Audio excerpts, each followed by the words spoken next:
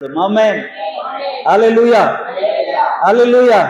நாம் ஆண்டுடைய பார்வையிலே விலையேற பெற்றவர்கள், விசேஷமானவர்கள். ஆமென். அல்லேலூயா. இந்த செய்தியினுடைய காரியமாக 1 கொரிந்தியர் 4ஆம் அதிகாரம் 7வது வசனத்தை நாம் வாசிக்கலாம். 1 கொரிந்தியர் 4ஆம் அதிகாரம் 7வது வசனம்.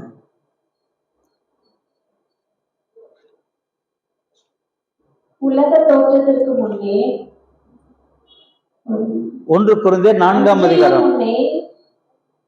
அன்றியும் உன்னை, அந்த உன்னை என்ற இடத்துல எஸ்தர் பேர் போட்டுக்குங்க. உங்க ஒவ்வொருவருடைய பேரையும் போட்டுக்குங்க. சரிங்களா? சரி. உன்னை விசேஷித்தவர்கள் ஆகும்படி செய்கிறவர் யார்? விசேஷித்தவர்கள் ஆகும்படி செய்கிறவர் யார்? உனக்கு உண்டாயிருக்கவைகளில் நீ பெற்றுக்கொள்ளாதது யாது? யாது? நீ பெற்றுக்கொண்டவன் ஆனால் பெற்றுக்கொள்ளாதவன் போய் ஏன் மேன்மை பாராட்டுகிறாய்? சரி, இதுல 3 கேள்விகள் வருது இந்த வசனத்திலே. இந்த 3 கேள்விகளுக்கும் உரிய பதிலை நாம் தியானிக்கும் பொழுது 3 மணி நேரம் நமக்கு தேவைப்படுகிறது. ஆனால் 3 மணி நேரம் உட்கார்ந்து அந்த அளவுக்கு பொறுமையா கேட்பதற்கு நமக்கு நேரம் இல்லை. கொடுக்கப்பட்டிருக்கிற இந்த 40-45 நிமிஷத்துல எவ்வளவு சொல்ல வேண்டுமோ அதை மாத்திரம், அந்த முதல் குறிப்பை மாத்திரம் நாம் தியானிக்கலாம். சரியா? சேவியர் ஆகிய என்னை விசேஷித்தவனாகும்படி செய்கிறவர் யார்? கர்த்தருக்கு ஸ்தோத்திரம். நல்ல அருமையான ஒரு கேள்வி. இந்த உலகத்திலே நாம் எப்படி சிருஷ்டிக்கப்பட்டோம் என்பதை 139ஆம் சங்கீதத்திலே இன்றைக்கு வாசித்தோம் அல்லவா? நான் பிரமிக்கத்தக்கதாக அதிசயமாய் உருவாக்கப்பட்டோம். சரியா? பிரமிக்கத்தக்கதாக அதிசயமாய் நாம் உருவாக்கப்பட்டோம். ஆகவே நாம் விசேஷித்தவர்கள் தானே? ஆமென். ஆக நம்மை விசேஷித்தவர்கள் ஆகும்படி செய்கிறவர் யார்? பதில் சொல்லுங்க. செய்கிறவர் யார்? இயேசு கிறிஸ்து ஒருவரே. கர்த்தராகிய இயேசு கிறிஸ்து ஒருவரே. அப்படி சொல்ல வேணும். நம்மை விசேஷித்தவர்கள் ஆகும்படி செய்கிறவர் யார்? ஒருவரே. ஆமென். அல்லேலூயா.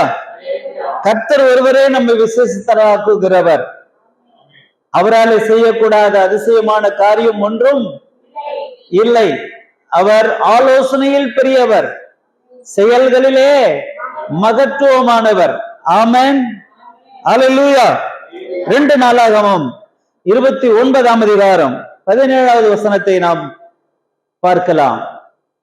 நம்மை விசேஷித்தவர்களாகும்படி செய்கிறவர் யார் என்று இந்த வசனத்திலே நமக்கு தெளிவாக சொல்லப்பட்டிருக்கிற வார்த்தை வாசிக்கலாம். 29:17. 1 நாளாகமம் 29:17.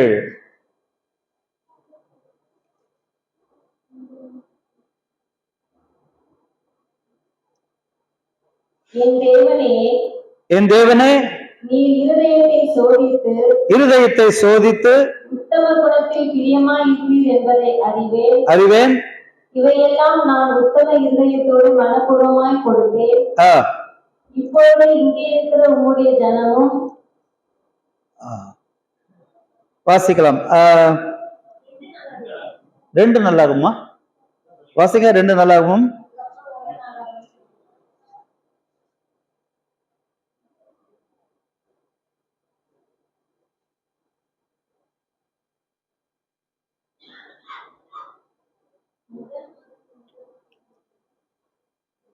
இருபத்தி 29:17.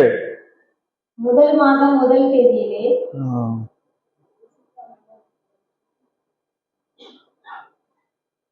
சரி. மாட்சிமையும் வல்லமையும் மகிமையையும் ஜெயத்தையும் மகத்துவத்தையும் அப்படி இருக்கும் பாருங்க அந்த வசனத்துல. 1 நாளாகவும் 2 நாளாகவும் பாருங்க.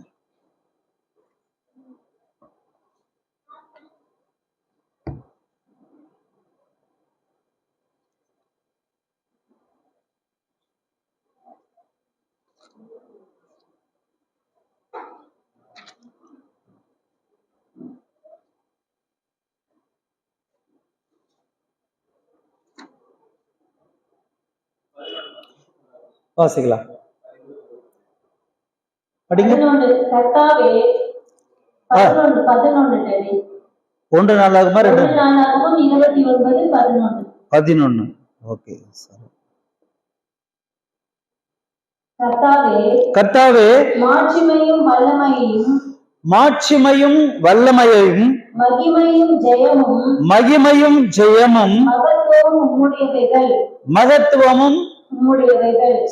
கர்த்தர் ஒருவரே உங்களையும் என்னையும் விசேஷித்தவர்களாய் மாற்றுகிறவர், நம்மை விசேஷித்தவர்களாய் நிற்க வைக்கிறவர், நம்மை விசேஷித்தவர்களாய் உட்கார வைக்கிறவர், நம்மை விசேஷித்தவர்களாய் மாற்றுகிறவர் அவர் ஒருவரே. ஏனென்றால் அவரே மாட்சிமை உள்ளவர், அவரே வல்லமை உள்ளவர், அவரே மகிமையா உள்ளவர், அவரே ஜெயமுள்ளவர், அவரே மகத்துவம் உள்ளவர். ஆமென், ஹல்லேலூயா. இந்த சத்தியத்தை நாம் அறிந்து கொள்ள வேண்டும். அவர் ஒருவரே நம்மை விசேஷித்தவர்களாய் மாற்றுகிறவர். எவ்வளவு அழகாய் நம்மை தேவன் சிருஷ்டித்திருக்கிறார். அவரால் கூடாத காரியம் ஒன்றுமில்லை. அவர் நம்மை மாற்றுகிறவர், உருவாக்குகிறவர், உருவேற்படுத்துகிறவர், மறுரூபப்படுத்துகிறவர். கர்த்தர் ஒருவரே நம்மை விசேஷித்தவர்களாய் மாற்றுகிறவர் என்ற சத்தியத்தை நாம் அறிந்து கொள்ள வேண்டியவர்களாய் இருக்கிறோம். ஆகவே நாம் விசேஷமானவர்கள். அல்லேலூயா, அல்லேலூயா. அப்படியே தொடர்ந்து வாசிங்க. கர்த்தாவே ராஜ்யமும் வானத்திலும் பூமியிலும் உள்ளவைகள் எல்லாம், வானத்திலும் பூமியிலும் உள்ளவைகள் எல்லாம் உம்முடையவைகள். இரண்டாவது விசேஷம், வானம் வானத்தில் உள்ளவைகள், சரியா? பூமி பூமியில் உள்ளவைகள், சரியா? அப்போ நாம் யாரை ஆராதிக்க வேண்டும்? வானத்திலும் வானத்தில் உள்ளவைகளையும் நாம் ஆராதிக்க வேண்டுமா? படைத்தவரை ஆராதிக்க வேண்டும். அல்லேலூயா, அல்லேலூயா, ஆமென். அப்ப வானத்துல என்னென்ன இருக்குது? சூரியன் இருக்கிறது, அநேகர் அதை ஆராதனை செய்கிறார்கள். சந்திரன் இருக்கிறது, அநேகர் அதை ஆராதனை செய்கிறார்கள். நட்சத்திரங்கள் இருக்கிறது, அநேகர் அதை ஆராதனை செய்கிறார்கள். அதை நம்புகிறார்கள், அதை பற்றி கொள்கிறார்கள், அதை பிடித்துக் கொள்கிறார்கள். அவைகள் எல்லாம் படைக்கப்பட்டவைகள், உண்டாக்கப்பட்டவைகள். அதை உண்டாக்கினவர் யார்? கர்த்தர் ஒருவரே, கர்த்தராகிய இயேசு கிறிஸ்து ஒருவரே. ஆமென், அல்லேலூயா. ஆகவேதான் படைத்தவரை விட்டு படைப்புகளை ஆராதனை செய்கிறது தவறு என்று வேதம் சொல்லுகிறது. ஆகவே அவைகளை பார்க்கிலும் நாம் விசேஷமானவர்கள். அல்லேலூயா, ஆமென். நம்மை விசேஷித்தவர்களாக மாற்றினது யார்? கர்த்தராகிய இயேசு கிறிஸ்துவானவர். எல்லாரும் வாய் திறந்து சத்தமாய் சொல்லலாம், கர்த்தராகிய இயேசு கிறிஸ்து. அல்லேலூயா, ஆமென். இந்த ஒருவருக்கு மாத்திரம் நான் வாயை திறக்க வேண்டும், அந்த ஒருத்தருக்கு மாத்திரம் தான் நான் பயப்பட வேண்டும். ஏனென்றால் வானமும் பூமியும் அதில் உள்ள எல்லாம் அவருடையது. அல்லேலூயா, ஆமென். மாட்சிமை அவருடையது, வல்லமை அவருடையது, மகிமை அவருடையது, ஜெயம் அவருடையது, மகத்துவமும் அவருடையது. வானத்தில் உள்ளவைகள் எல்லாம் அவருடையது, பூமியில் உள்ளவைகள் எல்லாம் அவருடையது. அல்லேலூயா. சோ வானத்தில் உள்ளவைகள் எல்லாம் அவருடையதா இருக்குதுனால அவரையே நாம் ஆராதிப்போம், அவரையே தொழுது கொள்வோம். ஆமென். அவரே நம்மை விசேஷித்தவர்களாய் மாற்றுகிறவர்.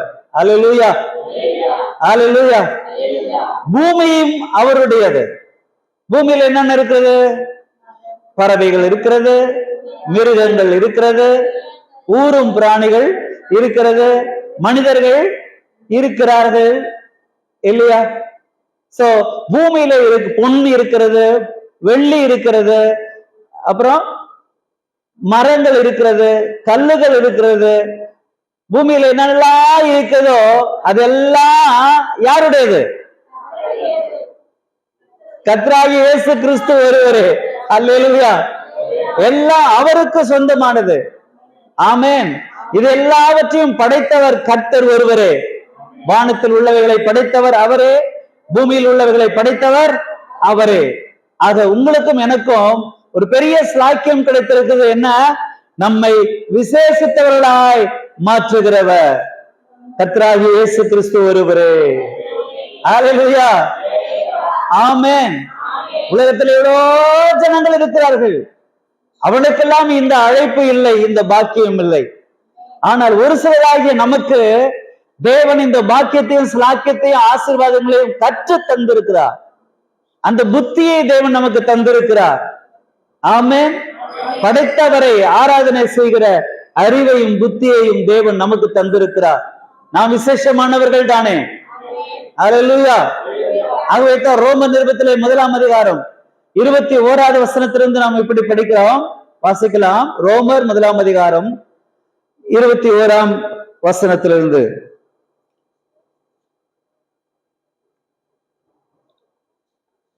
அவர்கள் தேவனை அறிந்தும், அண்டர்லைன் பண்ணிக்கங்க, அவர்கள் தெய்வத்தை அறிந்திருக்கிறார்கள், அவரை தேவன் என்று மகிமைப்படுத்தாமலும், தேவன் யார் என்பதை ஜனங்கள் எல்லாரும் அறிந்திருக்கிறார்கள் என்ற போதிலும் தேவனை அவரை தேவன் என்று மகிமைப்படுத்தாமலும் இருந்து ஸ்தோத்திரம் பண்ணாமலும் இருந்து தங்கள் சிந்தனையினாலே வீணரானார்கள். தங்கள் சொந்த புத்தியினாலே வீணரானார்கள். அப்ப வீணர்கள் தான் யாரு? வீணாய் போனவர்கள். சரியா? நான் சொல்லவில்லை, கர்த்தருடைய வார்த்தை சொல்லுகிறது. என்ன? அவர்கள் தேவனை அறிந்திருக்கிறார்கள், ஆனால் அவரை தேவன் என்று மகிமைப்படுத்துவது இல்லை, ஸ்தோத்திரம் பண்ணுவது இல்லை. ஏன் ஏன் அவரை மகிமைப்படுத்துவதில்லை? ஏன் அவரை ஸ்தோத்திரம் பண்ணுவதில்லை? தங்கள் சிந்தனையினாலே வீணாய் போனார்கள். அதனால அவர்கள் தேவனை அறிந்தும் தேவனை மகிமைப்படுத்தாமல் இருக்கிறார்கள், தேவனை ஸ்தோத்திரம் பண்ணாமல் இருக்கிறார்கள். ஆனால் உங்களுக்கும் எனக்குமோ என்றால் தேவனை அறிகிற அறிவை அவர் நமக்கு தந்திருக்கிறார். ஆமென். அல்லேலூயா. அல்லேலூயா. சிந்தனையினாலே நாம் வீணாய் போகாதபடிக்கு நம்மை விசேஷித்தவர்களாய் தேவன் நம்மை மாற்றி இருக்கிறார். அல்லேலூயா. நாம் வீணாய் போனவர்கள் அல்ல, நாம் விசேஷித்தமானவர்கள். ஆமென். அல்லேலூயா. விசேஷித்தமானவர்கள் எல்லாம் கரையில இருக்கிற சொல்லுவோமா? அல்லேலூயா. ஓ, வீணாய் போகிற இந்த ஜனங்கள் மத்தியில கர்த்தர் உங்களை என்னையும் விசேஷித்தவர்களாய் தேவன் நம்மை தெரிந்து கொண்டார். ஆமென். அப்போ சிந்தனையினாலே வீணராகி உணர்வே இல்லாத இருதயம். நாம் ஒரு காலத்தில் அப்படித்தான் இருந்தோம், ஆனால் தேவன் நம்மை உணர்வுள்ளவர்களாய் மாற்றி இருக்கிறார். அல்லேலூயா. அல்லேலூயா. நாம் இருளிலே இல்லாமல் வெளிச்சத்திலே வரும்படி நமக்கு வேத வசனத்தை எழுதி கொடுத்திருக்கிறார். ஆகவே இந்த வேத வாக்கியங்கள் வசனங்கள் எல்லாம் என் கால்களுக்கு தீபம், என் பாதைக்கு வெளிச்சம். ஆகவே நீங்கள் நாளும் வெளிச்சத்தின் பிள்ளைகளாய் இருக்கிறோம். இந்த தீபத்தின் வெளிச்சத்துல நாம் நடக்கிற வெளிச்சத்தின் பிள்ளைகளாய் இருக்கிறோம், ஜீவ ஜோதிகளாய் இருக்கிறோம். அல்லேலூயா. இந்த வேதம் நமக்கு ஜீவ ஜோதி. ஆமென். அல்லேலூயா. இயேசு சொன்னார், நான் உலகத்தின் ஒளியா இருக்கிறேன், என்னை பின்பற்றுகிறவன் இருளில் நடக்காமல் ஜீவ ஒளியை அடைந்திருக்கிறான், ஜீவ ஜோதியை அடைந்திருக்கிறான். அல்லேலூயா. நாம் ஒவ்வொரு நாளும் இந்த ஜீவ ஜோதியை நாம் படித்துக் கொண்டிருக்கிறோம், இந்த ஜீவ ஜோதியின் வெளிச்சத்திலே நாம் நடந்து கொண்டிருக்கிறோம். ஆகவே நாம் விசேஷமானவர்கள் தானே. ஜீவ ஜோதியை தேடி தேடி உலகம் ஓடிக்கொண்டிருக்கிறது, ஆனால் இதுவரை கண்டுபிடிக்க முடியவில்லை. ஆனால் ஆண்டவர் உங்களுக்கும் எனக்கும் என்றால் இந்த ஜீவ ஜோதியாகிய வசனத்தை எழுதி தேவன் நம் கைகளிலே கொடுத்திருக்கிறார். ஆமென், அல்லேலூயா. இந்த வேதத்தின் வெளிச்சத்திலே நடக்கிறவர்கள் பாக்கியவான்கள். ஆமென், அல்லேலூயா. நீதிமொழிகள் 6ஆம் அதிகாரத்திலே 23வது வசனத்தை நாம் படிக்கலாம். ஹல்லேலூயா. கட்டளையே விளக்கு, வேதமே வெளிச்சம், ஜீவ வழி. 3 பாயிண்ட். கர்த்தருக்கு ஸ்தோத்திரம். ஹல்லேலூயா. எது விளக்கு? 10 கட்டளை சொன்னேன் இல்லையா? ஹல்லேலூயா. நான் கேட்க விரும்பல. அந்த 10 கட்டளையும் நீங்க மனப்பாடம் பண்ணணும், உட்கார்ந்து படிக்கணும். கட்டளையே விளக்கு, அதுதான் விளக்கு. ஆமென். பொழுது போயிடுச்சு, இருள் வருது, அதனால விளக்கு ஏத்து சொல்றோம். அந்த மாதிரி இந்த பொல்லாத உலகமாகிய இந்த இருட்டிலே நீங்களே நானும் வாழ வேண்டும் என்றால், ஆஸ்வதிக்கப்பட வேண்டும் என்றால், விசேஷித்தவர்களாய் நாம் மாற வேண்டும் என்றால் இந்த கட்டளையே விளக்காய் வைத்துக் கொள்ள வேண்டும். ஆமென்.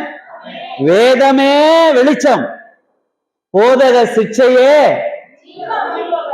அல்லேலூயா, அல்லேலூயா.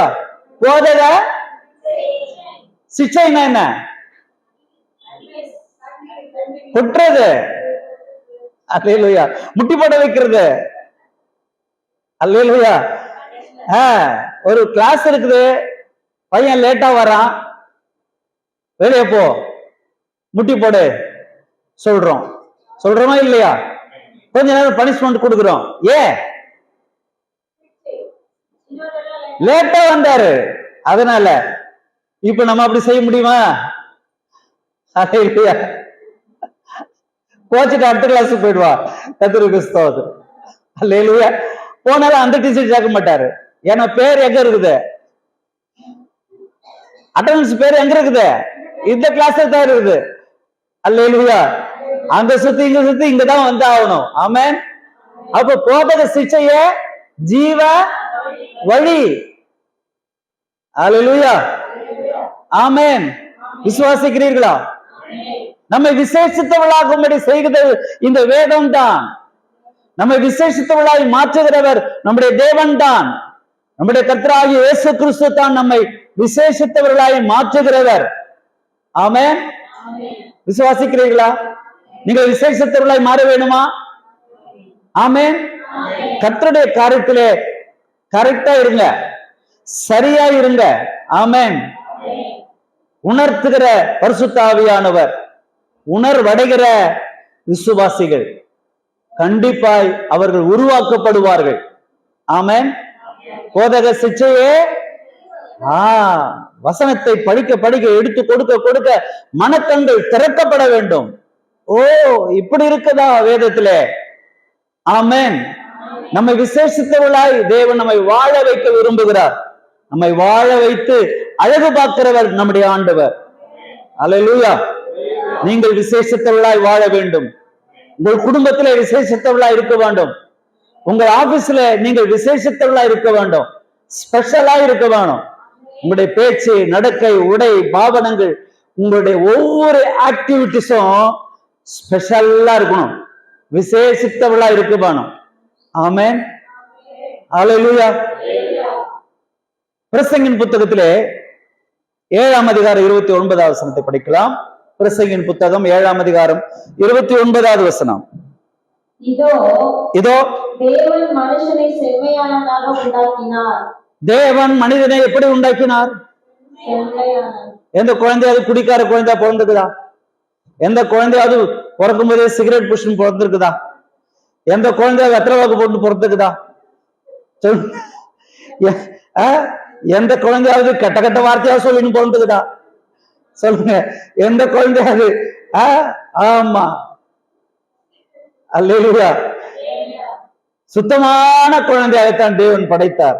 ஆனா அது பார்த்தா வளர வளர வளர உலகத்திலே வாழ வாழ, ஆமா, ஏத்த வீடு, பக்கத்து வீடு, அந்த ஊரு, அந்த சொந்தம், அந்த ஜனம், அந்த பந்தங்கள் எல்லாம் பார்த்து பார்த்து பார்த்து இதுவும் கெட்ட வார்த்தை பேசுது, இதுவும் சிகரெட் பிடிக்குது, இதுவும் மூக்குப்படி போடுது, இதுவும் வெத்தலை பாக்கு போடுது.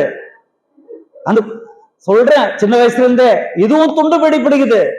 ஏன்னா நானும் சின்ன வயசுல அப்படி இருந்தவன் சொல்றேன். அல்லேலூயா. நிறைய திருடுவேன், நிறைய போய் பேசுவேன் சின்ன வயசுல. ஆமா, ஊர் 9 விலைக்கு வாங்கிட்டு வருவேன். இப்படி எல்லாம் வீட்டுல அட்டகாசம் பண்ணிட்டு இருந்தேன். அம்மா பார்த்தாங்க, நல்ல ஒரு கம்பிய அடுப்புல வச்சு அது நல்லா தக தக தக தகன்னு சூட வச்சு ஒரு இழுப்பு இழுத்தாங்க பாருங்க. இன்னும் அந்த காயம் இருக்குது எனக்கு. எங்க அம்மா என்ன அப்படி கண்டிச்சு வளர்த்ததுனாலதான் இன்னைக்கு ஒரு ஊழியக்காரனா நிக்கிறேன். அல்லேலூயா. கர்த்தர் என்னை விசேஷித்தவனாய் மாற்றுகிறார். ஆமென். கர்த்தர் என்னை விசேஷித்தவனாய் மாற்றிக் கொண்டிருக்கிறார். அல்லேலூயா. ஆமென். கர்த்தர் என்னை விசேஷித்தவனாய் மாற்ற போகிறார். அல்லேலூயா. அப்ப நான் பிறந்தது முதல் நான் வளர்ந்து சாகிற வரை நாம் பூரணம் அடைந்தவர்களாய் மரிக்க வேண்டும். விசேஷித்தவர்களாய் நாம் வாழ்ந்து மடிய வேண்டும். இதுதான் கர்த்தருடைய சித்தம். தேவன் செம்மையானவனாய் உண்டாக்கினார். அவனோ நிறைய நிறைய நிறைய அநேக அநேக உபாய அப்படின்னு என்ன டெக்னாலஜி, உபாய தந்திரம். எப்படிடா திருடலாம், பிளானிங், எப்படி போய் சொல்லலாம், எப்படி தப்பிக்கலாம், எப்படி லூட்டு விடலாம், எப்படி அபகரிக்கலாம், எப்படி மனிதனுடைய சிந்தனைகள் உபாய தந்திரங்களை தேடிக்கொண்டிருக்கிறது. அந்த உலகத்திலே நாம் வாழ்ந்து கொண்டிருக்கிறோம். ஆனால் அன்பானவர்களே, எந்த உபாய தந்திரங்களும் தேவனுக்கு முன்பாக செல்லுபடி ஆகாது. அல்லேலூயா. ஆமென். ஆமென். விசுவாசிக்கிறீர்களா? கர்த்தர் நல்லவர். ஆமென். அல்லேலூயா. சங்கீதங்களின் புத்தகம் 45ஆம் சங்கீதம் 4வது வசனம். சங்கீதம் 45 4 89 6 வாசிக்கலாம். சங்கீதம். சத்தியத்தின் நிமித்தமும் நீதியுடன் கூடிய சாந்தத்தின் நிமித்தமும் உமது மகத்துவத்திலே ஜெயமாக ஏறி வாரும். நான் நம்புகிற கர்த்தர் எப்படிப்பட்டவர், நம்மை விசேஷர்களாய் மாற்றுகிறவர் எப்படிப்பட்டவர் பாருங்க. ஜெயமாய் ஏறி வருகிறவர். ஹல்லேலூயா. ஹல்லேலூயா. ஆமென். 73ஆம் சங்கீதம் 25வது வசனத்தை படிக்கலாம். 73ஆம் சங்கீதம் 25வது வசனம். பரலோகத்திலே உம்மை அல்லாமல் எனக்கு யார் உண்டு? பூலோகத்தில் உம்மை தவிர எனக்கு வேறு விருப்பமில்லை. உங்களையும் என்னையும் விசேஷித்தவர்களாய் கர்த்தர் மாற்றுவாரானால் நாம் எப்படி அறிக்கையிடுவோம்? விசேஷித்தவர்கள் சொல்லுகிற வார்த்தை இது. தேவனால் விசேஷித்தவர்களாய் மாற்றப்பட்டவர்கள் சொல்லுகிற வார்த்தை என்ன? பரலோகத்திலே உம்மை இல்லாமல்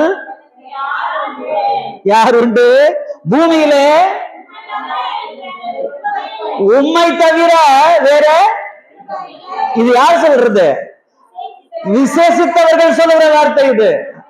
நீங்க விசேஷித்தவர்கள் தானே, தேவனை ருசித்தவர்கள் தானே, தேவனை அறிந்தவர்கள் தானே, அவருடைய மகத்துவங்களை பேசுகிறவர்கள் தானே, கர்த்தரை உறுதியாய் பற்றி கொண்ட மனதை உடையவர்கள் தானே.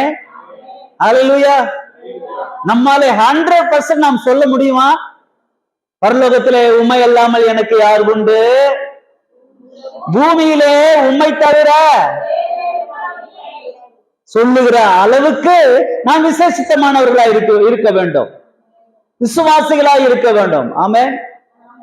ஆண்டவரை அறிந்தவர்கள் மாத்திரம் சொல்லுகிற வார்த்தை இது. ஹல்லேலூயா. ஹல்லேலூயா. ஆபகுக் தீர்க்கதரிசன புத்தகம் 3ஆம் அதிகாரம் 17வது வசனம். ஆபகுக் தீர்க்கதரிசன புத்தகம் 3ஆம் அதிகாரம் 17வது வசனத்தை படிக்கலாம்.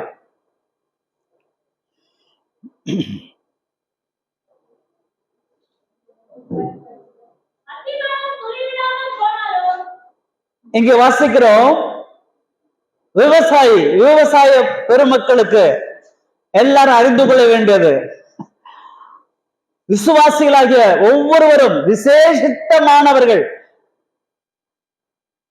தெரிந்து கொள்ள வேண்டிய முக்கிய காரணம் என்ன தெரியுமா? அத்திமரம் துளிர், அப்படின்னா அத்திமரம் காய்ந்து போனாலும், ஏன்னா துளிர் விடாம காய்ஞ்சு போயிடும். அத்திமரம் துளிர் விடாமல் போனாலும், உண்டாகாமல் போனாலும், பலன் அற்று போனாலும், போனாலும்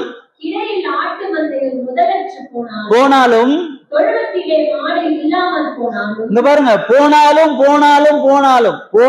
போகட்டும் போடா, இந்த பூமியில் நிலையாய் வாழ்ந்தவன் யாரடா? அதுதான் வார்த்தை எழுதியிருக்கிறாரு. கண்ணதாசன் பைபிள் படிக்கிறவர் தான். கர்த்தருக்கு ஸ்தோத்திரம். அது கண்ணதாசனோ வாலியே தெரியல, இந்த பாட்டை எழுதினவங்க. ஆனாலும் என்ன, போனாலும் அத்திமரம் துளிர் விடாமல் போனாலும், பலன் கொடுக்காமல் போனாலும், பாருங்க, நஷ்டம் நஷ்டம் நஷ்டம், கஷ்டம் கஷ்டம் கஷ்டம், போச்சு போச்சு போச்சு இல்லையா? ஆமா, எல்லாமே போச்சு. தலைமையில துண்ட போட்டன. ஆமா, இவ்வளவு கஷ்டப்பட்டேனே, இவ்வளவு பாடுபட்டேனே, இவ்வளவு வேதனைப்பட்டேனே, ஓடுனே, உழைச்சேனே, பாடுபட்டேனே, கஷ்டப்பட்டேனே, கண்ணீர் வடிச்சேனே, என் உழைப்பெல்லாம் போயிடுச்சு, என் வாழ்க்கையே போயிடுச்சு, எல்லாத்துலயும் நஷ்டம் வந்துருச்சு, நான் நம்பினவங்க எல்லாம் என்ன மோசம் போய்க்கிட்டாங்களே,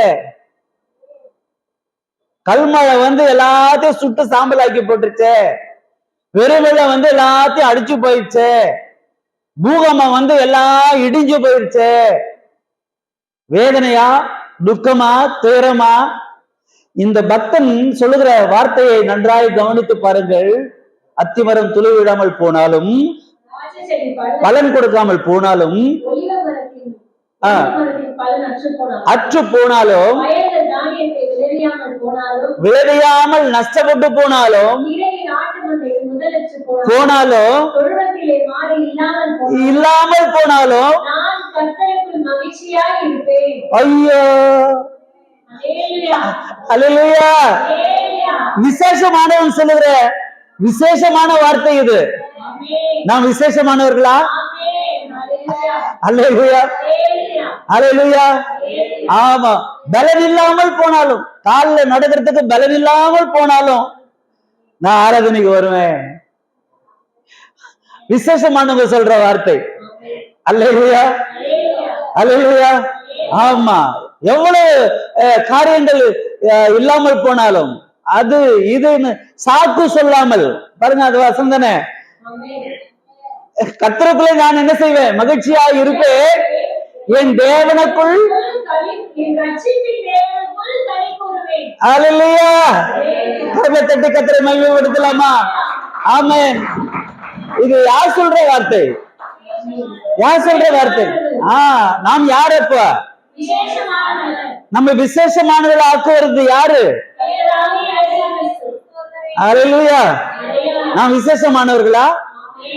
ஆமென். இப்படி நாம் சொல்ல கற்றுக்கொள்வோமா? பரலோகத்திலே உண்மை அல்லாமல் யாரு உண்டு? பூமியிலே உண்மை தவிர வேற இருப்பா? விசேஷமானவர்கள் சொல்லுகிற அறிக்கை இது. அல்லேலூயா. ஆமா, இது போச்சு, அது போச்சு, அது ஆயிடுச்சு, இது ஆயிடுச்சு, அப்படி ஆச்சு, இப்படி ஆச்சு, இப்படி இருக்குது, அப்படி இருக்குதுன்னு சொல்லிட்டு கர்த்தருடைய காரியங்களிலே நம்மை நாமே மட்டுப்படுத்திக் கொள்கிறோம். அது அல்ல, நாம் விசேஷமானவர்கள் என்பதை இந்த சூழ்நிலை தான் காட்ட வேண்டும். அல்லேலூயா. கிறிஸ்து இயேசுவை அறிகிற அறிவின் மேன்மைக்காக லாபமாய் தோன்றுவதை நஷ்டம் என்று விட வேண்டும், குப்பையா எண்ண வேண்டும். ஆமென். நஷ்டம் என்று விட வேண்டும், குப்பையா எண்ண வேண்டும். சொல்லுங்க, நஷ்டம் என்று குப்பையாய். எதுக்கு? கிறிஸ்துவை அறிகிற அறிவின் மேன்மைக்காக நாம் விசேஷமானவர்கள். நாம் இப்படி வாழ கற்றுக்கொள்ள வேணும். கஷ்டத்திலும் நஷ்டத்திலும் துன்பத்திலும் துயரத்திலும் பாடுகளிலும் எல்லா நிலையிலும் மன ரம்மியமா இருக்கிறவர்கள் தான் விசேஷமானவர்கள். அல்லேலூயா. அவ்வளவு எழுதுறேன், மன ரம்மியமா இருக்க கற்றுக்கொண்டேன். அல்லேலூயா. பிலிப்பியர் 4ஆம் அதிகாரம், பிலிப்பியர் 4ஆம் அதிகாரம். அல்லேலூயா. 11. என் குறைச்சலினால் நான் இப்படி சொல்லுகிறதில்லை. இல்லை, ஏனெனில் நான் எந்த நிலைமையில் இருந்தாலும் அத்துமறு துளைவிடாமல் போனாலும் அவரு சொல்றாரு. திராட்சை செடி பலனற்று போனாலும், ஆட்டு மந்த முழுசும் போனாலும், இல்லையா, மாடுகளற்று போனாலும், தொழுவத்திலே ஆடுகள் இல்லாமல் போனாலும், போனாலும் இங்க பவுல் என்ன எழுதுறாரு? எந்த நிலையிலும் இருந்தாலும் கற்றுக்கொண்டேன். தாழ்ந்து இருக்கவும் எனக்கு தெரியும், வாழ்ந்து இருக்கவும் எனக்கு. யார் சொல்ற இத? விசேஷமானவர்கள். அப்ப நீங்கள் தானே விசேஷமானவர்கள் தானே? விசேஷமானவர்களா ஒரு அறிவியல் சொல்லுவோமா? அப்ப விசேஷமானவர்களாய் நாம் வாழணுமா வேண்டாமா? ஆமென். அல்லேலூயா. 10 மணிக்கு ஆராதனைன்னு சொன்னா 9:50 உள்ள வந்துடணும். அவங்க விசேஷமானவர்கள். நான் சொல்லல, வசனம் சொல்லுது நாம் விசேஷமானவர்கள். ஆமென். முதற் பலனானவர்கள். யாக்கோபு நிருபம் 1:18 என்ன வாசிக்கிறோம்? யாக்கோபு, ஜேம்ஸ் சாப்டர் 1:18. சித்தம் கொண்டு முதற் பலன் என்ன? கர்த்தருடைய காரியத்துல எல்லாம் முதல்ல இருக்கிறவங்க அவங்க தான் முதற் பலன். சரியா நான் சொல்றது? அல்லேலூயா. ஆமென். அல்லேலூயா. காலையில முதல்ல எஞ்சிக்கிறவங்க முதற் பலன். கர்த்தரை துதிக்கிறவங்க முதற் பலன், ஆராதிக்கிறவர்கள் முதற் பலன், கர்த்தருடைய காரியங்களிலே முதல்ல ஓடி வரவங்க முதற் பலன். ஆமென். இந்த உலகத்திலே நான் உயிரோடு கூட வாழ்கிற நாட்களெல்லாம் முதற் பலன்களா இருக்கணுமா வேண்டாமா? சொல்லுங்க. அல்லேலூயா. என்ன பாஸ்டர் இப்படி சொல்றாரு? யோசிக்காதீங்க, நீங்க எல்லாம் முதற் பலன்களா இருக்க வேண்டும். ஆமென். 10 மணிக்கு எல்லாரும் வந்துடணும். 10 மணிக்கு பாட்டு ஜபம் ஸ்டார்ட் பண்ணும்போது முதல் ஆளா இருக்கணும் கர்த்தருடைய காரியத்திலே. மற்ற காரியத்திலே எப்படி எனக்கு தெரியாது. ஏன்னா கர்த்தருக்கு முன்பாக நாம் விசேஷமானவர்கள். ஆமென். அல்லேலூயா. விசேஷமானவர்களா இருப்போமா? ஆமென். அல்லேலூயா. கர்த்தர் உங்களையும் என்னையும் விசேஷித்தவர்களாய் மாற்றுகிற தெய்வம். ஆமென். இடைவிடாமல் ஆராதிக்கிற நம்முடைய தேவன் நம்மை தப்புவிக்க வல்லவராயிருக்கிறார். ஏன்னா நாம் விசேஷமானவர்கள். அல்லேலூயா.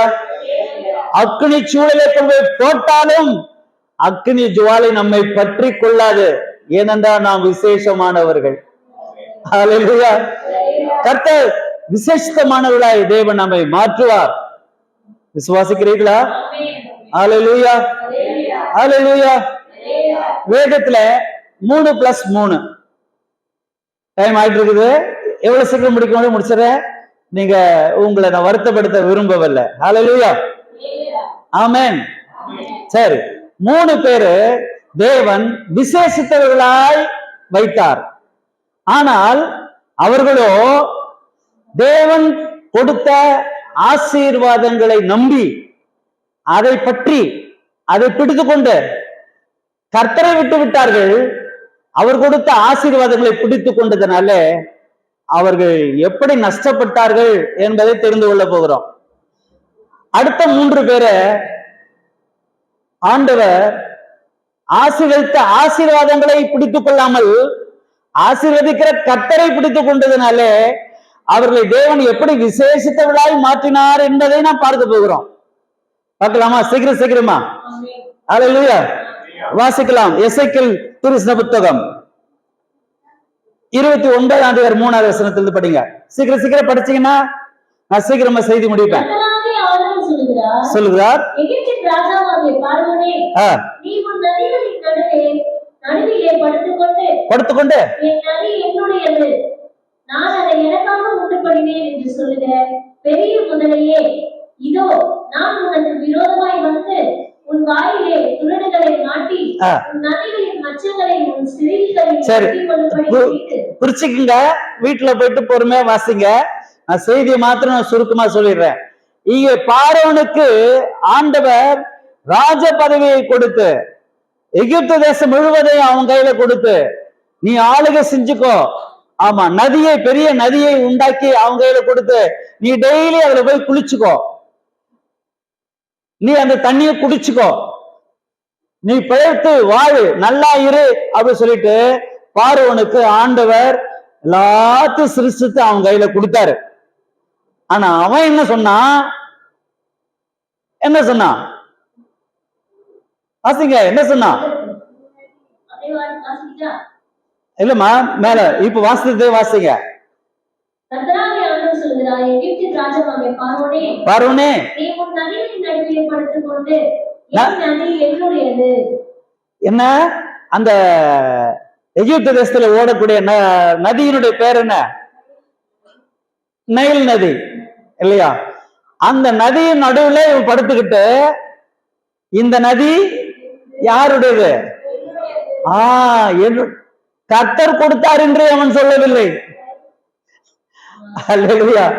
கர்த்தர் இதை எனக்கு செய்தார் என்று அவன் கர்த்தரை மகிமைப்படுத்தவில்லை, கர்த்தருக்கு துதி செலுத்தவில்லை, கர்த்தருக்கு ஸ்தோத்திரம் பண்ணவில்லை. அதற்கு பதிலாக அந்த நதியை என்னுடையது,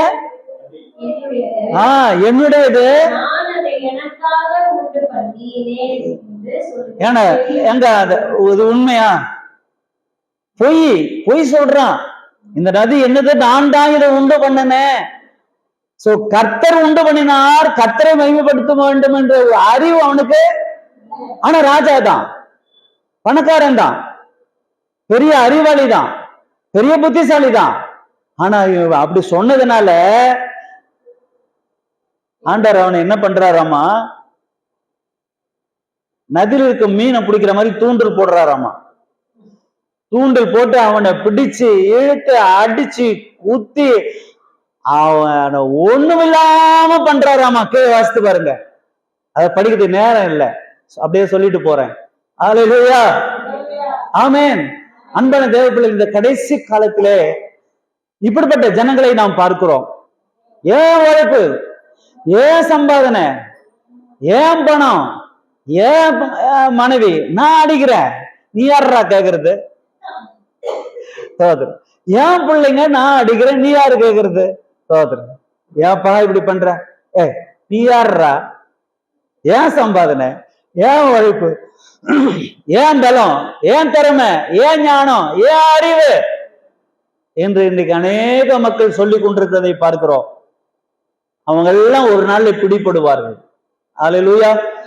நீங்களே நான் அப்படி சொல்லக்கூடாது. நான் விசேஷமானவர்கள், கர்த்தர் கொடுத்தார் சொல்ல வேணும், கர்த்தரினை பலப்படுத்தினார் என்று சொல்ல வேணும், கர்த்தரையே உயர்த்த கற்றுக்கொள்ள வேணும், கர்த்தருக்கு மகிமை செலுத்த கற்றுக்கொள்ள வேண்டும், கர்த்தருக்கு ஆராதனை செய்ய கற்றுக்கொள்ள வேண்டும். என்னால் ஒன்றுமில்ல ஆண்டவரே, எல்லாம் உம்மாலே. அல்லேலூயா.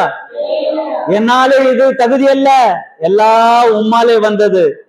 என் ஞானம் உம்முடையது, என் அறிவு உம்முடையது, என் பலன் உம்முடையது, என் திறமைகள் எல்லாம் உம்முடையது. அல்லேலூயா, அல்லேலூயா. எல்லாம் உம்முடைய. கர்த்தருக்கே மகிமை செலுத்த வேண்டும். செலுத்துவீர்களா? நாம் விசேஷமானவர்கள் தானே. அல்லேலூயா.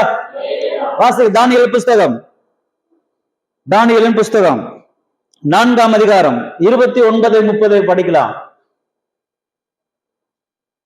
12 மாதம் சென்ற பின்பு ராஜா பாபிலோன் ராஜ்யத்தின் அரண்மனை மேல் உலாவிக் கொண்டிருக்கும் போது, இது என் வல்லமையின் பராக்கிரமத்தினால் என் அறிவின் பிரதாபத்தில் என்று ராஜ்யத்துக்கு அரண்மனையாக நான் கட்டின மகா பாபிலோன் அல்லவா என்று சொன்னான். மேல அப்படியே அரண்மனை மேல அப்படியே ராஜா வளர்த்திட்டு இருக்காரு. அப்படியே சுத்தி பாக்குறாரு பாபிலோன் தேசத்தை.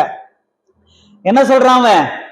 என் வல்லமையின் பராக்கிரமத்தினால், என் வல்லமையினால், என் பராக்கிரமத்தினால், மகிமை பிரதாபத்திற்கு என்று, என்னுடைய நாமம் மகிமைக்கென்று ராஜ்யத்துக்கு அரவணையாக நான் கட்டின மகாபாபிலோன் நான் கட்டின மகாபாபிலோன் என்று பெருமை அடித்துக் கொண்டார். யாரு? நேபுகாத் நேச்சார் என்ற ஒரு ராஜா. ஸ்தோத்திரம். என் திறமையினால், என் அறிவினால், என்னுடைய புத்தி கூர்மையினால், என் ஞானத்தினால் இந்த மகாபாபிலோனை நான் கட்டினேன் அப்படி சொல்றான். சொன்னப்ப என்னாச்சு? இந்த வார்த்தை ராஜாவின் வாயில் இருக்கும் போதே இந்த வார்த்தை ராஜாவின் வாயில இருக்கும் போதே வானத்திலிருந்து ஒரு சத்தம் உண்டாகி ராஜாவாகிய நேபுகாத் நேச்சாரே ராஜ்யபாரம் உன்னை விட்டு நீங்கிற்று. போச்சு, மனுஷன் நின்று தள்ளப்படுவாய். போச்சு, வெளியின் மிருகங்களோட சஞ்சரிப்பாய். போச்சு, மாடுகளை போல் உள்ளே மேய்வாய். போச்சு. இப்படியே உன்னதமான மனுஷனுடைய ராஜ்யத்தில் ஆளுகை செய்து உன்னதமானவருக்கு நீ மகிமையை செலுத்தாமல் கர்த்தர் கொடுத்தா எல்லா மகிமையும் அவருக்கே என்று உன் வாய் சொல்லலையே. நான் கட்டினது, நான் பண்ணது, என் பேருக்கு, என் புகழுக்கு, எனக்காக இந்த பாபிலோனே நான் செஞ்சேன் அப்படின்னு நீ கர்த்தருக்கு மகிமையை செலுத்தாம நான் உன்னை ஆசை வச்சேன், அதனாலதான் நீ கட்டின. அல்லேலூயா. உன்னை ராஜாவாக்குன, உனக்கு ஏராளமான பொன்னையும் பொருளையும் ராஜ பதவியையும் கொடுத்து உன்னை உயர்த்தி வச்ச. ஆனா கர்த்தருக்கு நீ மகிமை செலுத்தல, உனக்கே அந்த பேரையும் புகழையும் எடுத்துக்கொண்ட. அதனால இந்த வார்த்தை உன் வாயில் இருக்கும் போதே சத்தம் வருது. வானத்திலிருந்து சத்தம் உண்டாகி ராஜ்யபாரம் உன்னை விட்டு நீங்கிற்று. நீங்கிட்டு மனுஷன் நின்று தள்ளப்படுவாய். வெளியின் மிருகங்களோட சஞ்சரிப்பாய். நம்மை குறித்து ஏதாகிலும் நாம் பெருமைப்பட்டிருக்கிறோமா? நம்முடைய திறமையை குறித்து, நம்முடைய அறிவை குறித்து, ஞானத்தை குறித்து, இல்லை யாரிடத்து பேசும்போது நான் இதை செய்தேன், நான் இதை பண்ணினேன், கர்த்தர் இதை எனக்கு செய்ய பலன் தந்தார் என்று சொல்ல வேண்டும். விசேஷித்தவர்களாகிய நாம் கற்றுக்கொள்ள வேண்டிய பாடம். அநேகர் பெருமை பிடித்த உலகத்திலே நாம் வாழ்ந்து கொண்டிருக்கிறோம். தாழ்மை இல்லாத உலகத்திலே நாம் வாழ்ந்து கொண்டிருக்கிறோம். பெருமை உள்ளவனுக்கு தேவன் எதிர்த்து நிற்கிறார், தாழ்மை உள்ளவனுக்கு கிருபை அளிக்கிறார். ஆமென், அல்லேலூயா. இது நாம் பிராக்டிஸ் பண்ண வேண்டும், கற்றுக்கொள்ள வேண்டும். நம்ம வாழ்க்கையில எந்த ஆசீர்வாதங்கள் கிடைத்தாலும் கர்த்தர் கொடுத்தார் என்று கர்த்தரை கனம் பண்ண வேண்டும். அல்லேலூயா. கர்த்தருடைய காரியங்களில் நாம் முந்திக் கொள்ள வேண்டும், கர்த்தருக்கு மகிமை செலுத்த வேண்டும், கர்த்தருக்கு ஸ்தோத்திர காணிக்கை எடுத்து வைக்க வேணும், கர்த்தரை உயர்த்த வேணும். கர்த்தர் எனக்கு இந்த வருமானத்தை கொடுத்தார், கர்த்தர் எனக்கு இந்த பிள்ளையை கொடுத்தார், கர்த்தர் எனக்கு வீட்டை கொடுத்தார், கர்த்தர் எனக்கு கொடுத்தார், கர்த்தர் கர்த்தர் கர்த்தர் கர்த்தர் கர்த்தர் என்றே சொல்லி பழக வேண்டும். இதுதான் தாழ்மை. கர்த்தரே உயர்த்த கற்றுக்கொள்ள வேணும், எல்லா நிலையிலும், எந்த நிலையிலும். ஆமென். நாம் அங்கே வந்துவிடக் கூடாது, கர்த்தர் ஒருவரே உயர்ந்திருக்க வேணும். இதை நீங்கள் பிராக்டிஸ் பண்ணி பாருங்க. அல்லேலூயா, அல்லேலூயா. அந்த தானியேல் 4ஆம் அதிகாரத்தை தொடர்ந்து வீட்டுல போய் வாசிங்க, குறிச்சிங்க, வாசிங்க, பொறுமையா வாசிங்க. அதுல அவன் சொல்றான் பாருங்க, மாட்டை போலவே அவன் புல்லு தின்னான், ஒண்ணுமே இல்ல, ராஜபோகமா வாழ்ந்தவன் ஒண்ணும் இல்லாம ஆக்கிட்டாரு அவனை. மறுபடியும் அவன் உணர்வடைந்து புத்தி தெளிந்து ஆண்டவரிடத்துல மன்னிப்பு கேட்டு அழுது ஜெபம் பண்ணி இழந்து போனதெல்லாம் திரும்ப பெற்றுக் கொண்டான் என்ற விதத்துல வாசிக்கிறோம். ஹல்லேலூயா. கர்த்தர் நல்லவர். ஆமென். மூன்றாவது ஒரு ஆளை குறித்து நாம் வாசிக்கலாம். அப்போஸ்தலர் நடவடிக்கை புஸ்தகம்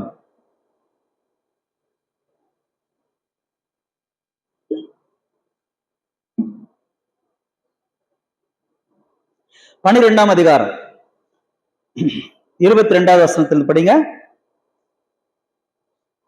அப்பொழுது ஜனங்கள், இது மனுஷனுடைய சத்தம் அல்ல, இது தேவ சத்தம் என்று ஆர்ப்பரித்தார்கள். ஏரோது என்ற இந்த மன்னன் அருமையான செய்தி கொடுக்கிறான். அந்த மேடையில நின்று ஜனங்கள் எல்லாருக்கும் அருமையான ஸ்பீச் கொடுக்கிறான். அந்த வார்த்தைகள் எல்லாம் ஜனங்கள் கேட்டு என்ன சொன்னாங்க? மனுஷ சத்தம் அல்ல, தேவ சத்தம் என்று ஆர்ப்பரித்தார்கள். இது மனுஷ சத்தம் அல்ல, தேவ சத்தம் என்று முட்டா ஜனங்க அப்படித்தான் பேசுவாங்க. அல்லேலூயா. கர்த்தருக்கு மகிமையை செலுத்த வேண்டிய இந்த ஜனங்க இப்ப யாருக்கு மகிமை செலுத்தினாங்க சொல்லுங்க? ஏரோது மன்னனுக்கு மகிமை செலுத்தினாங்க. அப்ப ஏரோது மன்னனுடைய செய்தியை கேட்டுட்டு, வார்த்தைகளை கேட்டுட்டு இந்த ஜனங்க என்ன சொல்லிட்டாங்க?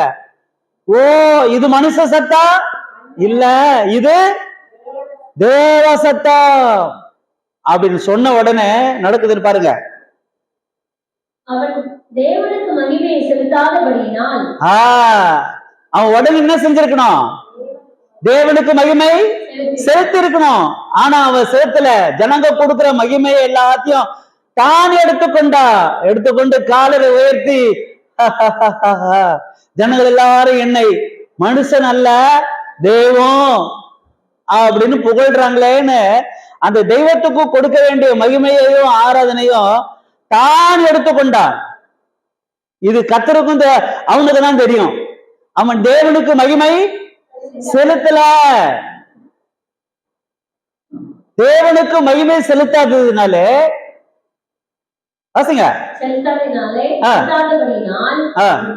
கர்த்தருடைய தூதன் அவனை அடித்தான், அவன் புல் புழுத்து இறந்தான். ஓ, கொஞ்சம் கடுமையா இருக்குது பாத்தீங்களா? தேவன் ஏரோது மன்னனை உயர்த்தினார், ஆசீர்வதித்தார், விசேஷத்தவனாய் மாற்றினார், அருமையாய் செய்தி கொடுக்கும்படி வைத்தார். அவனுடைய வார்த்தை கேட்ட ஜனங்கள் எல்லாரும் ஆச்சரியப்பட்டார்கள். இது மனுஷ சத்தம் இல்ல, இது தேவ சத்தம் என்று தேவனுடைய ஸ்தானத்திலே ராஜாவை தூக்கின்னு போய் உட்கார வச்சாங்க. ஆனா அவன் என்ன செய்யல? தேவனுக்கு மகிமை செலுத்தல. கர்த்தர் தான் எனக்கு இதை கொடுத்தார் என்று சொல்லல, அறிக்கையிடல.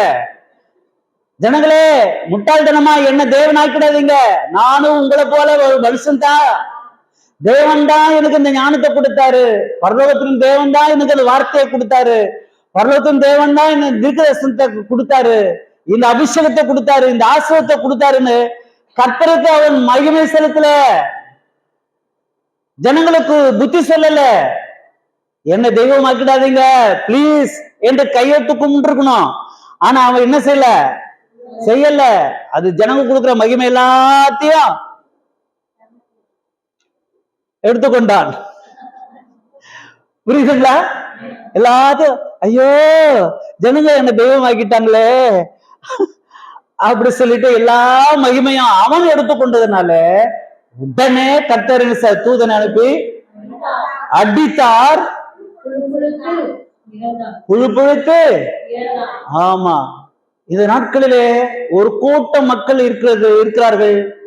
அது ஊழியக்காரர்களா இருக்கலாம், அது சாமியார்களா இருக்கலாம், அல்லது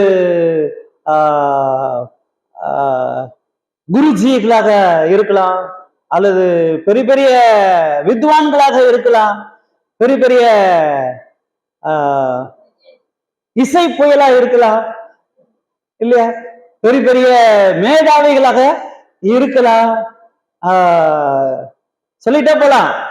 எனக்கு பெரும்பாலும் அவங்களுடைய வாழ்க்கை தராதரங்கள் எல்லாம் பார்க்கும்போது தங்களுக்குத்தான் மகிமையை சேர்த்துக்கொள்ள விரும்புகிறார்களே தவிர அதை தந்த தேவனை புகழ விருப்பம் இல்லாதவர்களா இருக்கிறார்கள். பெருமையான காரியங்களை பேசுகிறவர்களா இருக்கிறார்கள். ஸ்தோத்திரம். இந்த கடைசி காலத்திலே தேவன் உங்களை என்னையும் வைத்திருக்கிற அந்த நல்ல விசேஷத்த வாழ்க்கைக்காக கர்த்தருக்கு ஸ்தோத்திரம். அல்லேலூயா. இது நமக்கு ரொம்பவும் வேண்டாம். ஸ்தோத்திரம்.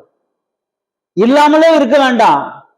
ரொம்பவும் ஐஸ்வர்யங்களா அது இதுன்னு பேரு போக இதெல்லாம் வேண்டாம்.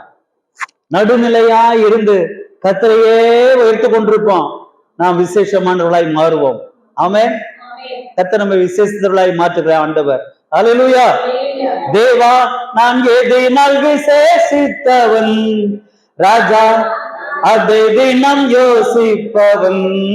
தேவா நான் எதினால் விசேஷித்தவன், ராஜா நான் அதை தினம் யோசிப்பவன்.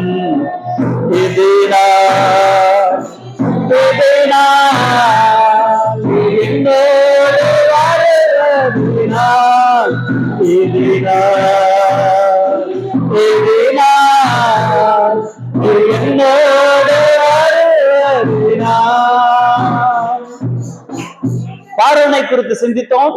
நேபுகாத்நேச்சாரை குறித்து சிந்தித்தோம். ஏரோது ராஜாவை குறித்து சிந்தித்தோம். அவர்கள் விசேஷமானவர்கள் இந்த உலகத்துல. ஆனால் தேவனுக்கு மகிமையை செலுத்தாதபடினாலே கர்த்தர் அவர்களை ஒண்ணும் இல்லாம பண்ணிட்டாருன்னு பார்க்கின்றோம். அல்லேலூயா. வாசிக்கலாம். யாத்திராகம புஸ்தகம் 33:16. யாத்திராகமம் 30. அதற்கு அவர், என் சமூகம் உனக்கு முன்பாக செல்லும், நான் உனக்கு இளைப்பாறுதல் தருவேன் என்றார். அப்பொழுது அவன் அவரை நோக்கி, மோசே ஆண்டவரை நோக்கி, உம்முடைய சமூகம் என்னோட கூட செல்லாமல் போனால் எங்களை இவ்விடத்தில் இருந்து கொண்டு போகாவிடும். எனக்கும் உமது ஜனங்களுக்கும் உம்முடைய கண்களிலே கிருபை கிடைத்தது என்பது எதனால் அறியப்படும்? நீர் எங்களோடு வருவதனால் அல்லவா? இப்படியே பூமியின் மேலுள்ள ஜனங்கள் எல்லாரிலும் நானும் உம்முடைய ஜனங்களும் விசேஷித்தவர்கள் என்று விளங்கும் என்றான். அல்லேலூயா, அல்லேலூயா. ஆமா, கர்த்தர் நம்மோடு கூட வருவதனாலே, கர்த்தர் நம்மோடு கூட இருப்பதினாலே அல்லவா நாம் விசேஷித்தவர்கள். விசுவாசிக்கிறீர்களா? சந்தோஷமா இருக்கீங்களா? கர்த்தர் மாத்திரம் நம்மோடு கூட இல்லாமல் படிப்பு இருக்கலாம், பணம் இருக்கலாம், அது இருக்கலாம், இது இருக்கலாம், எல்லாம் இருக்கலாம், அழகு இருக்கலாம், உயரம் இருக்கலாம், எல்லாமே இருக்கலாம்.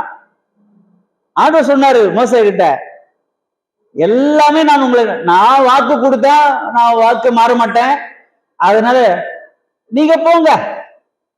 ஆண்டவர் கோச்சிக்கிறாரு சின்ன பிள்ளை மாதிரி மோசே கிட்ட, நீங்க போல, ஆனா நான் வரமாட்டேன் அப்படின்னு. எப்படி கூட்டிட்டு வந்த? உங்களுக்கு சாப்பாடு, துணிமணி, கால் வீண்டல, துணி பழசா போகல, உங்களுக்கு தேவையான சாப்பாடு கீப்பாடு எல்லாத்தையும் நான் உங்களுக்கு கொடுக்குறேன், எல்லாத்தையும் ஓகே நான் சொன்னேன், அதே மாதிரி கொண்டு போய் சேர்த்துருவேன். ஆமா, நான் வர மாட்டேன், ஆனா என் தூதனை அனுப்புறேன். ஆண்டவரே, நீங்க தூதனை அனுப்பி நீங்க எல்லாத்தையும் கொடுத்து எதுக்கு எங்களுக்கு அதெல்லாம்? நீங்க வராத வாழ்க்கை, நீங்க கூட இல்லாத வாழ்க்கை ஒரு வாழ்க்கையா? அல்லேலூயா. கடுகள்னாலும் பரவாயில்ல ஆண்டவரே, கால் வீங்கினாலும் பரவாயில்ல, துணி பழசா பண்ணாலும் பரவாயில்ல, அவனாக்க பட்னியா செத்தாலும் பரவாயில்ல, நீங்க எங்க கூட வரணும், நீங்க எங்க கூட வாழணும். அல்லேலூயா. எங்கள் நம்பிக்கை நீங்க வந்ததுதான், எங்கள் ஆசை நீங்க ஒருத்தர் தான், எங்க பலம் நீங்க ஒருத்தர் தான், என்னோட சுகம் நீங்க ஒருத்தர் தான். உங்களை நம்பிதான் நாங்க வந்துட்டோம். அல்லேலூயா, அல்லேலூயா. கர்த்தர் எவ்வளவு நல்லவர். மோசேயினுடைய இந்த விசுவாச அறிக்கை பார்த்துங்க எவ்வளவு பெருசா இருக்குது. நீங்க எல்லாம் கொடுத்து நீ எங்களை அனுப்புறதை விட அது நல்லா இருக்காது ஆண்டவரே, நீங்க எங்க கூட வரணும். அப்ப ஆண்டவர் சொல்லு, நான் உங்க கூட வரணும்னா நீங்க என்ன கனம் பண்ணணும்ல, என்ன மதிக்கணும்ல. நான் உங்க கூட வரணும்னா நீங்க என்ன ஆராதனிக்கணும்ல. என்ன விட்டுப்பட்டு கண்குட்டியை வச்சு வணங்கின்னு இருந்தா நான் எப்படி வருவேன்? அல்லேலூயா. ஏன் விருப்பப்படி நீங்க நடக்கணும் இல்லையா? நான் உங்க கூட வரணும்னா நான் சொல்ற மாதிரி செய்யணும். நீங்க என்ன கனம் பண்ணணும், எனக்கு முதலிடம் கொடுக்கணும், என்ன ஆராதிக்கணும், என்ன ஸ்தோத்திரம் பண்ணணும், என் வழியில நடக்கணும், என் பிரமாணத்தின்படி நீங்க நடக்கணும். நீங்க என்கிட்ட எதிர்பார்க்கிற மாதிரி நானும் உங்ககிட்ட எதிர்பார்ப்பேங்களா? அல்லேலூயா. ஆனா உங்க ஜெபத்தை கேட்பேன், உங்க கண்ணீரை துடைப்பேன், உங்க தேவையெல்லாம் சந்திப்பேன், ஆனா நான் உங்க கூட வரமாட்டேன் அப்படின்னா என்ன அர்த்தம்? அல்லேலூயா, அல்லேலூயா. நீங்க இல்லாத வாழ்வு வாழ்வாகுமா? அல்லேலூயா. ஓ, கர்த்தர் இல்லாமல் நம்மால ஒண்ணு செய்ய முடியாதுங்க. அல்லேலூயா. அவருடைய பலம் இல்லாமல் நம்ம நாள் நடக்க முடியாதுங்க, ஒண்ணுத்தையும் சாதிக்க முடியாது. அது நான் சாதிச்சேன், நான் செஞ்சேன், நான் பண்ணேன், நான் அதை பண்ணேன், நான் இதை பண்ணேன்னு சொல்லிக்காத. கர்த்தர் எனக்கு கொடுத்தார், கர்த்தர் எனக்கு செய்தார், கர்த்தரே பெரியவர்னு சொல்லுங்க. அப்படி பழகுங்க. அப்பதான் நம்ம ஆண்டவருக்கு விசேஷமானவர்கள். அதாவது நீங்க எங்க கூட வந்தாதான் நாங்க இந்த பூமியில இருக்க எல்லா ஜனங்களையும் நாங்கள் விசேஷித்தவர். ஆமா, விளங்கும். விளங்க பண்ணுகிறவர் கர்த்தர். விளங்கிக் கொள்வது நம்முடைய வேலை, விளக்கம் அளிப்பது கர்த்தருடைய வேலை. ஆமென். கர்த்தர் நல்லவர். அல்லேலூயா. இரண்டாவதாக வாசிக்கலாம், ஆதியாகமம் 49 அதிகாரம் 26வது வசனத்திலிருந்து படிக்கலாம்.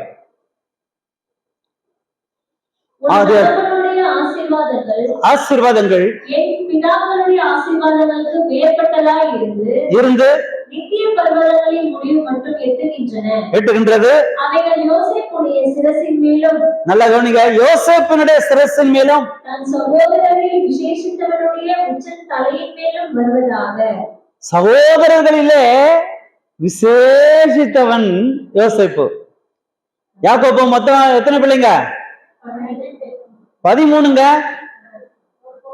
ஒரு பொண்ணு கடைசியா பொண்ணு. பொண்ணு பேர் என்ன தெரியாதா? தீனாள். கடைசி பொண்ணு. ஆனா 12 சகோதரர்கள்.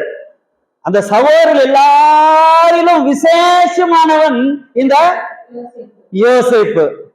அல்லேலூயா. அவனை விசேஷித்தவனாய் கர்த்தர் மாற்றினார். ஆமென்.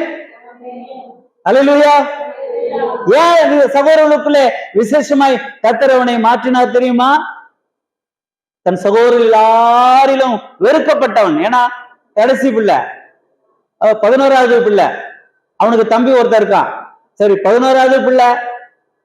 ஆமா, தகப்பன் ரொம்ப நேசித்தாரு அவனை. அதனால சகோதரர்களுக்கெல்லாம் அவன் மேல பொறாம வந்துச்சு. அதனால வர்றான் பாரு சொப்பனக்காரன், அப்படி சொல்லிட்டு அவனை பிடிச்சு பாயடைஞ்ச கணத்துல தூக்கி போட்டுட்டாங்க. ரூபனுடைய கண்களை தயவு கடிச்சு மறுபடியும் தூக்கி எடுத்து வழி போறவர்கிட்ட வித்துட்டு அவனுடைய அங்கியை எடுத்து ஒரு ஆட்டுக்குட்டியை வெட்டி அந்த ரத்தத்தை அந்த அங்கில நினைச்சு அப்பா கிட்ட வந்து எல்லாரும் நடிக்கிறானுங்க. கூட பிறந்தவங்க எல்லாம், ஐயோ அப்பா, நம்ம தம்பியை காணலையே, வர வழியில இந்த அங்கி இருந்துச்சு, பாரு ரத்தம், ஏதோ ஒரு துஷ்டம் இருக்கும் அவனை அடிச்சு போட்டுருச்சு அப்படின்னு நடிச்சு அப்பாவை ஏமாத்திட்டானுங்க. கர்த்தருக்கு ஸ்தோத்திரம். அதெல்லாம் ஆண்டவர் பார்த்து இருந்தாருல்ல. யோசேப்பை கர்த்தர் அந்த தேசத்திலே உயர்த்த சித்தம் வைத்தார். அல்லேலூயா. இவன் செய்யாத குற்றத்துக்கு அவன் மேல பழி சுமத்தப்பட்டு அந்த பார்வோனுடைய மனைவி என்ன கையை பிடிச்சு இழுத்தான்னு சொல்லி பழி சொல்லி 13 ஆண்டுகள், எத்தனை ஆண்டுகள்? 13 வருஷம் ஜெயில் தண்டனை வாங்கி கொடுத்துட்டான். 13 வருஷமா அவன் சிறுமைப்பட்டான், சங்கிலிகளால் கட்டப்பட்டான், நசுக்கப்பட்டான், ஒடுக்கப்பட்டான். கர்த்தருடைய சிறுமையை பார்த்தாரு, அவன் தலையை எகிப்து தேசத்துல உயர்த்தினாரு. அல்லேலூயா. கர்த்தர் நல்லவர். ஆமென். ஆமென். தேவன் அவனை விசேஷித்தவனாய் கர்த்தர் மாற்றினார். அல்லேலூயா. இந்த தேவன் என்றென்றைக்கும் உள்ள சதா காலங்களிலும் நமது தேவன். மரண பரியந்த நம்மை நடத்துவார், நம்மை விட்டு விலக மாட்டார், நம்மை கைவிட மாட்டார். ஆமென். அல்லேலூயா. நிந்தனைகளை சகித்துக் கொள்வோம், நம் பாடுகளை ஏற்றுக்கொள்வோம், சிலுவையை சுமப்போம், இயேசுவின் பின்னே நாம் வருவோம். கர்த்தர் நம்மை விசேஷித்தவர்களாய் மாற்றுவார். கண்ணீர் வடிக்கிற அன்பு தம்பி, தங்கச்சி, சகோதரா, சகோதரி, கவலைப்படாதீங்க, விசேஷித்தவர்கள். ஆமென். இந்த உபத்திரத்தின் வழியிலே நம்ம நடத்துறது நாம் விசேஷமானவர்கள். அல்லேலூயா. கர்த்தர் நம்மை விட்டு விலக மாட்டார், நம்மை கைவிட மாட்டார். அல்லேலூயா. ஆமென். வாசிக்கலாம் தானியேலின் புஸ்தகம். கடைசியா வாசித்து முடிக்கலாம். தானியேலின் புஸ்தகம். அல்லேலூயா. 5ஆம் அதிகாரம் 12வது வசனம், 14வது வசனம். ராஜாவினால் என்றும் பெயரிடப்பட்ட அந்த தானியேலுக்குள் சொப்பனங்களை வியாப்தி பண்ணுகிறதும் புதைபொருள்களை வெளிப்படுத்துகிறதும் புதைப்பொருள்களை வெளிப்படுத்துகிறதும் கருகலானவைகளை தெரிவிக்கிறதுமான கருகலான காரியங்களை தெளிவிக்கிறதுமான அறிவும் புத்தியும் புத்தியும் விசேஷித்த ஆவியும் உண்டென்று காணப்பட்டது. விசேஷித்த ஆவி உண்டென்று காணப்பட்டது. 14 உனக்குள்ளே தேவர்களின் ஆவி உண்டென்றும் வெளிச்சமும் புத்தியும் விசேஷித்த ஞானமும் உன்னிடத்தில் காணப்பட்டதென்றும் என்றும் உன்னை குறித்து கேள்விப்பட்டேன். 6ஆம் அதிகாரம் 13வது வசனம். அப்பொழுது அவர்கள் ராஜாவை நோக்கி சிறைபிடிக்கப்பட்ட யூதேயா தேசத்தின் புத்திரரில் தானியேல் என்பவன் உண்மையும் நீர் கையெழுத்து வைத்து கொடுத்த கட்டளையையும் மதியாமல் தினம் 3 வேளையும் தான் பண்ணும் விண்ணப்பத்தை பண்ணுகிறான் என்றார்கள். ராஜா இந்த வார்த்தையை கேட்டபோது தன்னை மிகவும் சஞ்சலப்பட்டு தானியேலை காப்பாற்றபடிக்கு அவன் பேரில் தன் மனதை வைத்து. சரி, இங்க தானியேலுக்குள்ளே ஆண்டவர் விசேஷித்த ஆவியை வைத்திருந்தார். ஞானமுள்ள ஆவி, கருதலான விஷயங்களை சிம்பிளா மாற்றக்கூடிய ஸ்பிரிட். அது கஷ்டமான ஒரு காரியத்தை மிகவும் ஈஸியாய் மாற்றி அமைக்கக்கூடிய ஞானமும் அறிவையும் நல்ல விசேஷித்த ஆவியையும் புத்தியையும் கர்த்தர் தானியேலுக்குள்ள வைத்திருந்தார். காரணம் 6:10 வாசிக்கும் போது அவன் எப்போதும் 3 வேளையும் ஜெபம் பண்ணுகிறவனாய் இருந்தான். தானியேல் ஜெபிக்கிறவனாய் இருந்தான். அல்லேலூயா. அந்த ஜெப வாழ்க்கை தானியேலை விசேஷித்தவனாய் மாற்றியது. நீங்களும் நானும் ஜெபிக்கிறவர்கள் தானே, கர்த்தரை நோக்கி பார்க்கிறவர்கள் தானே. ஒரு சின்ன கஷ்டம் வந்தாலும் உடனே ஆண்டவரே என்று கூப்பிட கற்றுக்கொள்ள வேணும்.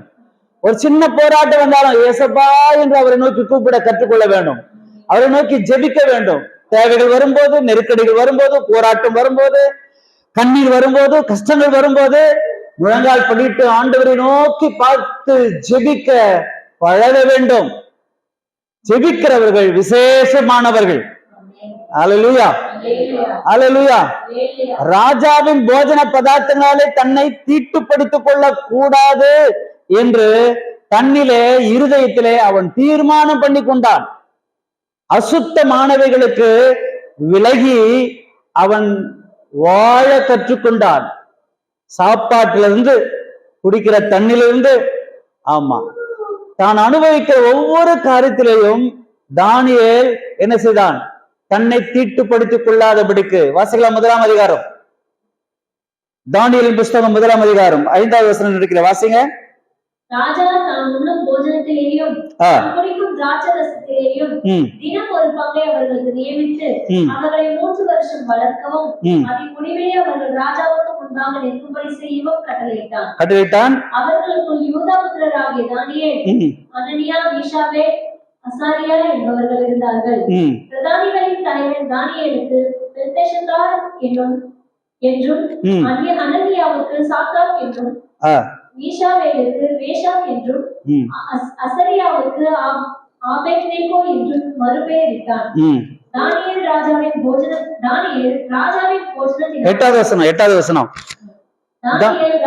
போஜனத்தினாலும் போஜனத்தினாலும் அவர் பானம் பண்ணும் திராட்சரசத்தினாலும் தன்னை தீட்டுப்படுத்தல்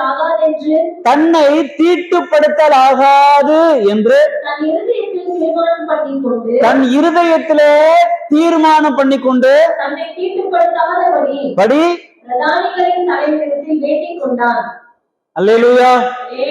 தானியேலை கர்த்தர் விசேஷித்தவனாய் ஏன் மாற்றினார் தெரியுமா? உலகத்தால் கரைப்படாதபடி. வாசிக யாக்கோபு 1:27. யாக்கோபு நிருபம் 1ஆம் அதிகாரம் 26, 27 கூட படிக்கலாம். ஹalleluya. உங்களில் ஒருவன் தன் நாவை அடக்காமல் தன் இருதயத்தை வஞ்சித்து தேவபக்தி உள்ளவன் என்று எண்ணினால் அவனுடைய தேவபக்தி வீணாய் இருக்கும். திக்கற்ற பிள்ளைகளும் விதவைகளும் படுகிற உபத்திரவத்திலே அவர்களை விசாரிக்கிறதும் உலகத்தால் கரைப்படாதபடிக்கு தன்னை காத்துக் கொள்கிறதுமே பிதாவாகிய தேவனுக்கு முன்பாக சுத்தமான பக்தியாய் இருக்கிறது. என்ன பக்தி? மாசில்லாத சுத்தமான பக்தி. அப்போ உலகத்தின் ராஜா யாரு? பிசாசு. உலகம் முழுசும் அவன் ஆண்டு கொண்டிருக்கிறான். அவனுடைய காரியத்தினாலே தேவ பிள்ளைகளாகிய நாம் விசேஷமானவர்களா இருக்கிறதுனாலே, பரிசுத்தவான்களா இருக்கிறதுனாலே உலகத்தால் என்ன செய்யக்கூடாது? கரைபடாமல் இருக்கணும். டாஸ்மார்க்கினாலே நாம் கரைப்படக்கூடாது. புரியுதா? திருட்டினாலே நாம் கரைப்படக்கூடாது. விபச்சாரத்தினாலே நாம் கரைப்படக்கூடாது. களவினாலே பொய்யினாலே நாம் கரைபடக்கூடாது. உலகத்தின் பாவ காரியங்களிலே நாம் கரைப்பட கூடாது. அப்ப ஏதாவிலும் நாம் கரைப்பட்டிருப்போமானால் இன்னைக்கு மனம் திரும்பிடுவோம். ஏன்னா நம்ம விசேஷமானவர்கள். நம்மை தேவன் வரும்போது நம்மை தேவராஜ்யத்துக்கு அழைத்துக் கொள்ள போகிறார். நம் ஆண்டவுக்கென்று வேறு பிரிக்கப்பட்ட பிள்ளைகள், மாறுபாடான சந்ததி விட்டு விலகினவர்கள். நாம் கரைப்படாதவர்களாய் வாழ கற்றுக்கொள்ள வேணும். அல்லேலூயா. நம்முடைய கண்களால் நாம் கரைப்படக்கூடாது. நம்முடைய சிந்தனைகளால் நாம் கரைப்படக்கூடாது. நம்முடைய இருதயத்தினால் நாம் கரைப்படக்கூடாது. நம்முடைய வாழ்க்கையின் ஒவ்வொரு நடைகளையும் யாரும் நம்மை ஒரு குறை கூட சொல்லக்கூடாது. அல்லேலூயா. ஆமென். இவன் இப்படிப்பட்டவன் என்று நம்ம யாரும் கை நீட்டி குற்றப்படுத்தக்கூடாது. அந்த அளவுக்கு நாம் விசேஷமானவர்களாய் வாழ கற்றுக்கொள்ள வேணும். ஒப்பு கொடுக்குவோம். எழுந்திருக்கலாமா?